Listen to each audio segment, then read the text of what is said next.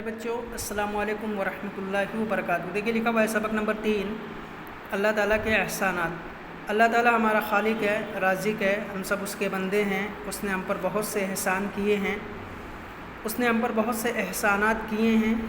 हमें अब्बा अम्मा दिए हैं जो हमसे मोहब्बत करते हैं और हमारी परवरिश करते हैं। अल्लाह ने हमारे लिए ज़मीन बनाई है जिस पर हम रहते हैं, खेती बाड़ी करते हैं। आसमान बनाया, बादल बनाया, बादल से पानी बरसाया जिससे हम अपने खेतों को सैराब करते हैं। तरह तरह के अनाज, मेवा, फल और तरकारियाँ उगाते हैं। हवा बनाया जिसमें हम सांस लेते हैं। अगर हवा ना हो तो हमारे लिए जीना मुश्किल हो जाए।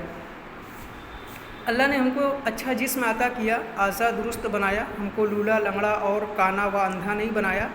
अल्लाह ने हमको अक़ल से नवाजा, सोचने समझने और अच्छे बुरे को पहचानने की क़ुव्वत दी, नफ़ा और नुकसान समझने की सलाहियत दी। अगर अल्लाह चाहता तो हमको लंगड़ा भी बना सकता था, लेकिन ये इसका अज़ीम एहसान है कि उसने हमको 2 पाँव दिए जिससे हम चलते हैं, दौड़ते हैं, दूसरे की मदद करते हैं।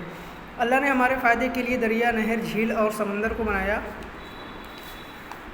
इनसे हम आबपाशी का काम लेते हैं, मछलियाँ हासिल करते हैं। अल्लाह ने रात बनाई जिसमें हम सोते हैं, आराम करते हैं, दिन भर की थकान दूर करते हैं।